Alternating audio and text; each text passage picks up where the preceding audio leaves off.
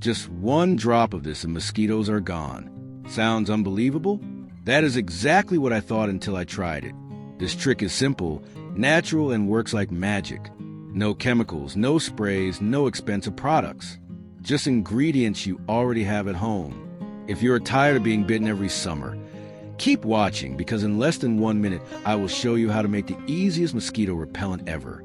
Start with 300 milliliters of warm water. Add 1 tablespoon of dried mint. Its fresh smell drives mosquitoes away instantly thanks to the menthol inside. Now add 100 milliliters of lemon juice. The strong citrus scent is something mosquitoes cannot stand.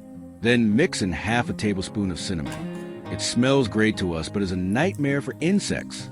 Let everything soak for a few hours. Then strain it and add another 500 milliliters of water. That is it. You now have 1 liter of a powerful natural mosquito repellent.